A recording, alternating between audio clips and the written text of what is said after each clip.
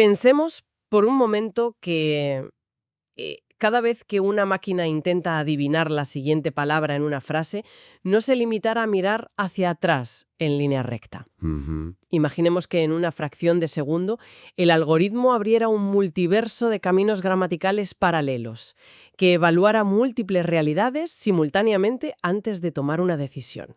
Suena a ciencia ficción, desde luego. Totalmente. Pues hoy vamos a descubrir cómo los ordenadores aprendieron a hacer exactamente eso.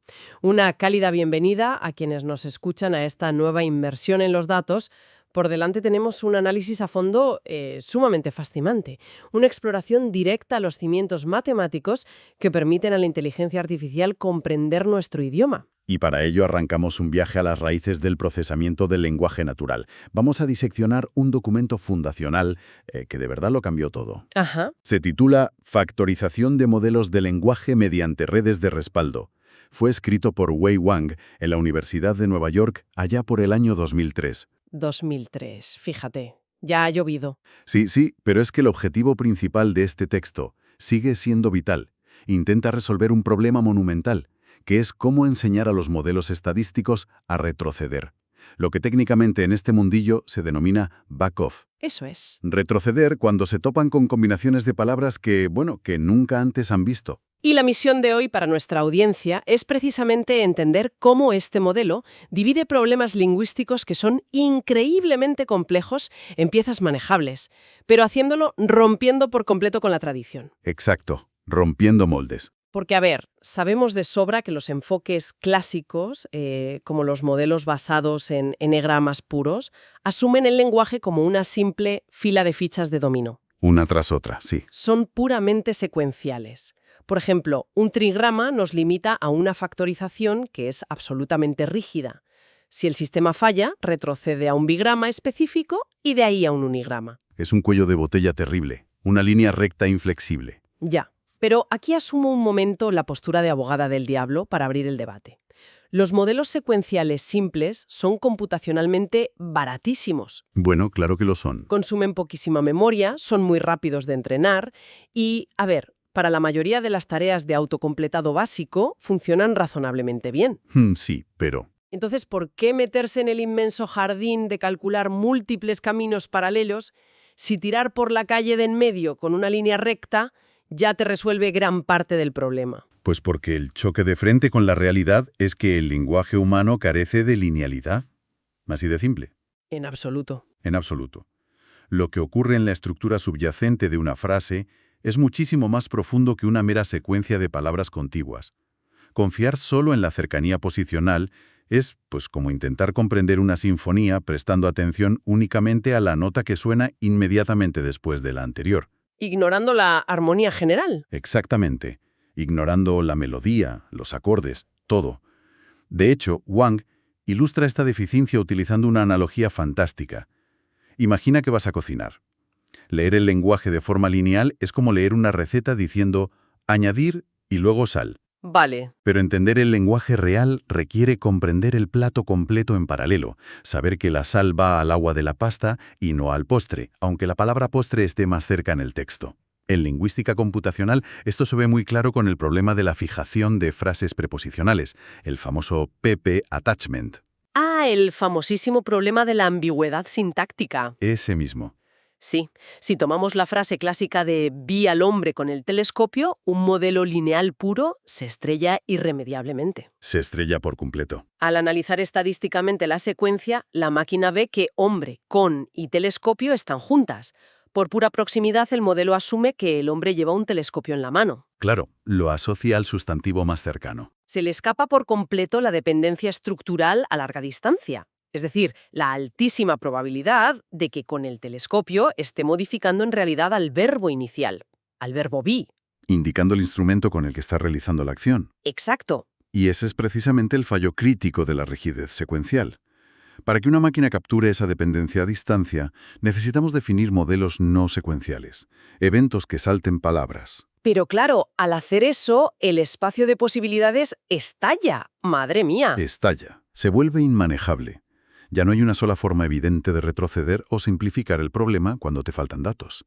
Necesitas definir de antemano tanto cómo se factorizan estas estructuras complejas, como de qué manera se van a combinar posteriormente. Y aquí es donde, para gobernar este caos absoluto de posibilidades, el documento introduce su mayor innovación: las redes de respaldo, o lo que en inglés llaman backing of lattices. Las famosas redes, sí.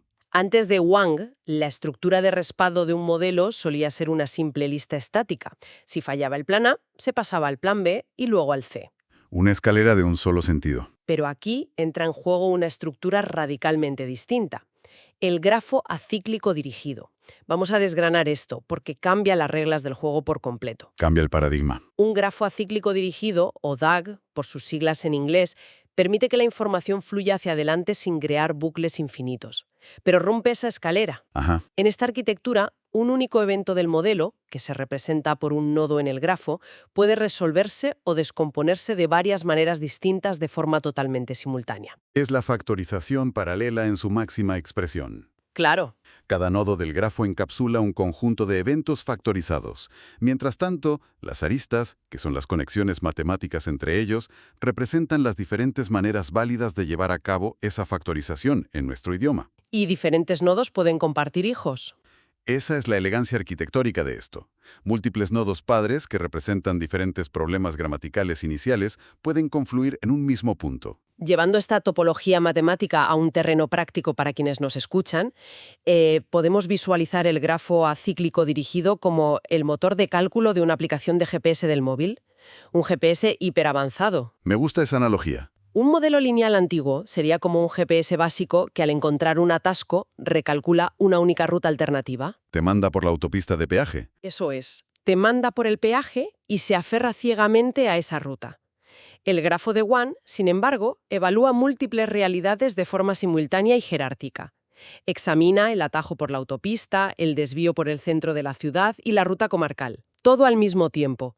Y lo crucial aquí es que se da cuenta de que tanto la ruta del centro como la comarcal terminan desembocando en el mismo puente final, compartiendo así ese tramo de carretera, ese nodo hijo en el grafo. lo cual ahorra un cálculo computacional inmenso. Esa superposición de rutas compartidas es lo que hace que el grafo sea computacionalmente viable.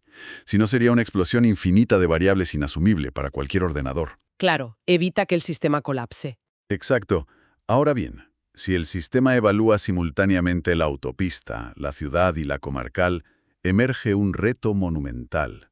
¿Cómo junta la máquina todas estas probabilidades paralelas para emitir una única predicción sin ahogarse en el ruido estadístico? Y fíjate que aquí es donde el coste de procesamiento y el ratio señal-ruido me generaban dudas iniciales. Es normal. Si tienes una ruta gramatical que es claramente la más robusta y la mezclas matemáticamente con otras 3 rutas marginales, el sentido común dicta que estás diluyendo la respuesta correcta. Le estás dando peso a factores irrelevantes. Lo fascinante aquí es cómo Wang los soluciona. Introduce el modelo de mezcla. Y este modelo se apoya en la generalización de la fórmula de retroceso de Katz. Ah, la fórmula de Katz. Fíjate en cómo estructura este triaje estadístico porque es brillante. El modelo asigna a cada ruta paralela una función de factorización, que actúa como una variable aleatoria oculta. Básicamente, le otorga un nivel de confianza previo a cada camino. Eso es. Y para evitar que el ruido marginal diluya la señal fuerte que era tu preocupación, Wang rescata a Katz estableciendo un umbral de frecuencia rígido, el famoso parámetro K. Que, si no recuerdo mal, habitualmente se fija en 5, ¿verdad? Sí, Katz usaba 5. Y este umbral K actúa como el juez supremo de la certidumbre del modelo. Exacto. El sistema se divide en 3 escenarios muy claros. Vamos con ellos. Primer escenario.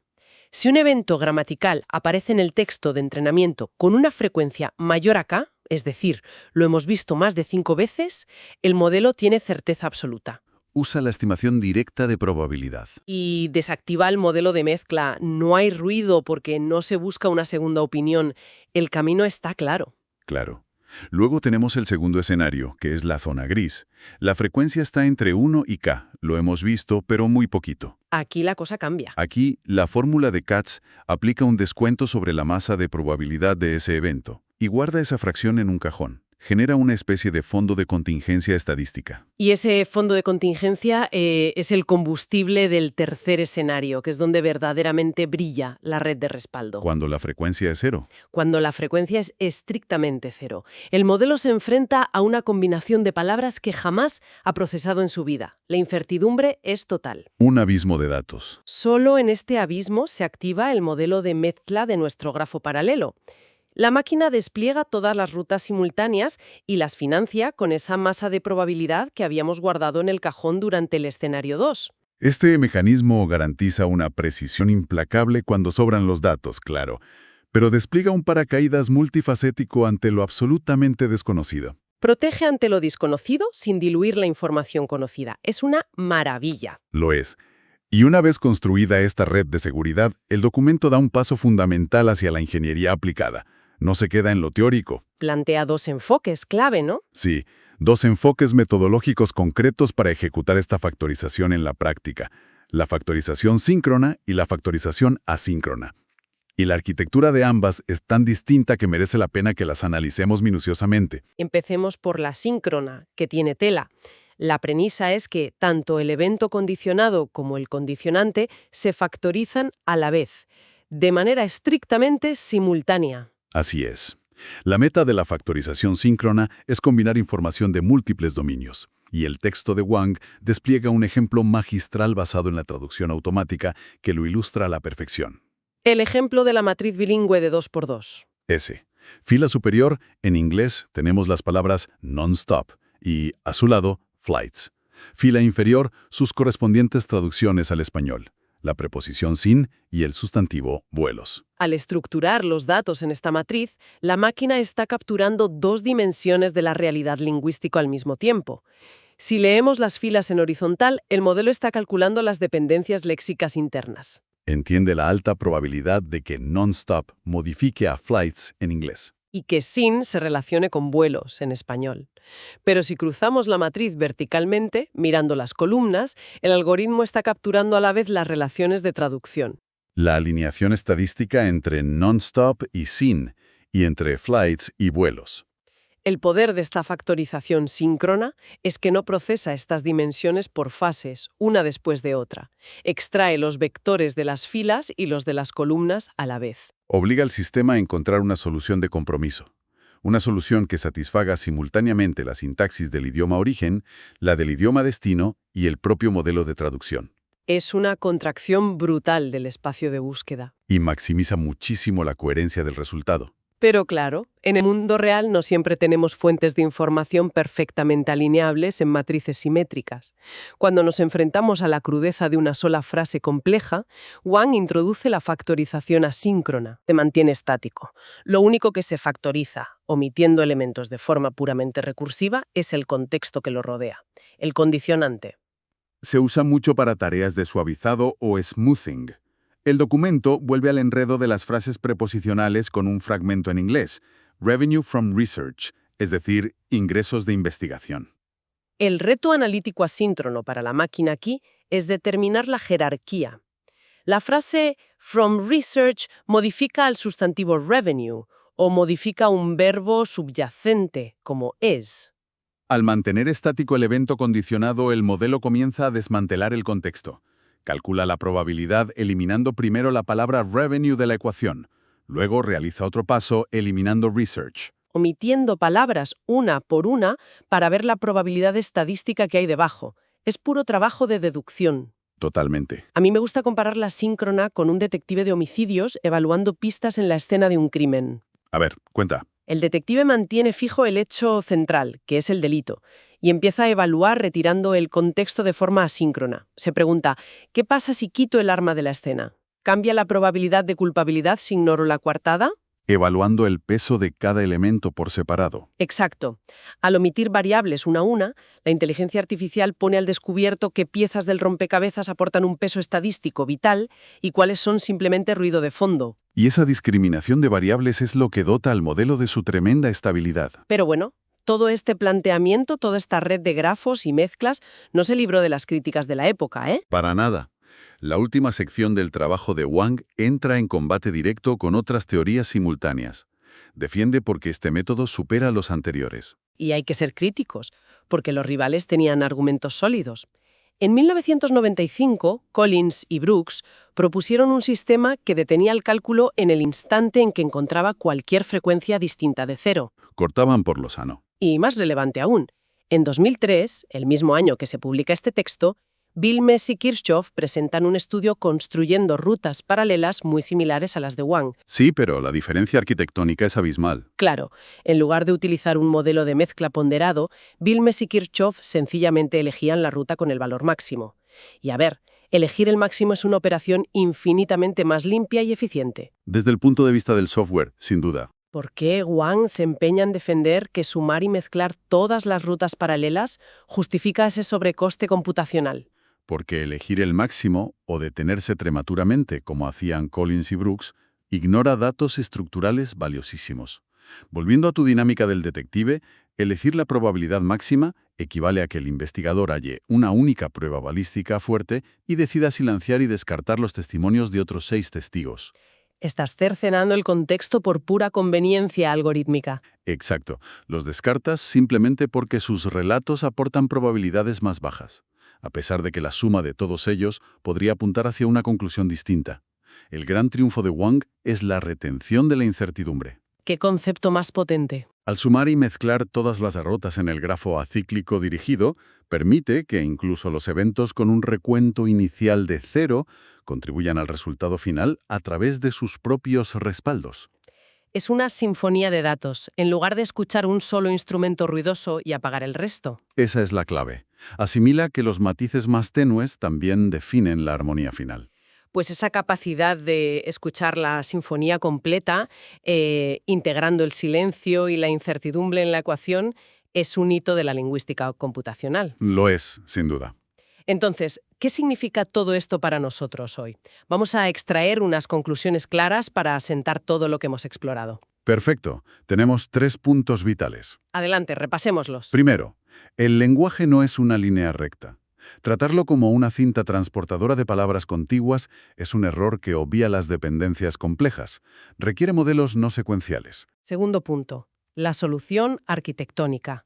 Las redes de respaldo basadas en grafos acíclicos dirigidos.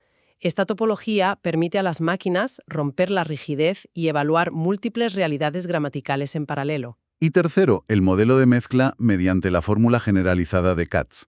La verdadera innovación de mezclar todas las probabilidades, incluso las más raras o las que nunca se han visto, para generar un modelo de lenguaje muchísimo más rico y robusto. Entender estas matemáticas complejas de principios de los 2000 no es arqueología académica. A la audiencia le debe importar esto porque son los cimientos invisibles de nuestra tecnología diaria. Exacto. Son los que permiten que los asistentes virtuales y la inteligencia artificial actual comprendan los matices y la caótica forma en la que escribimos y hablamos todos los días. Heredaron esta capacidad de dudar, retroceder y evaluar realidades paralelas. Y fíjate, analizar esta arquitectura retrospectivamente invita a una reflexión final que va más allá de la gramática. Wang demostró que una máquina puede suspender el juicio y sopesar múltiples rutas antes de decidir. Ajá. Si podemos crear estructuras de grafos para que una máquina retroceda y evalúe múltiples realidades en paralelo, ¿qué pasaría si aplicáramos esta misma arquitectura no a la sintaxis, sino a la evaluación de la verdad? Uy, eso es profundo. Permitiendo a las máquinas contrastar múltiples fuentes de noticias simultáneamente, ponderando el peso de cada evidencia y descontando el ruido antes de dar una respuesta. Las bases matemáticas para mitigar la desinformación masiva quizás ya estaban ahí, en el 2003. Un pensamiento final verdaderamente provocador y un horizonte fascinante para dejar resonando en la mente de nuestra audiencia. Da para pensar, desde luego. Y con esta reflexión cerramos nuestro análisis de hoy. Invitamos a la audiencia a seguir alimentando su curiosidad. Agradecemos profundamente su tiempo y disposición para descender con nosotros a la sala de máquinas de la inteligencia artificial. Hasta la próxima inmersión.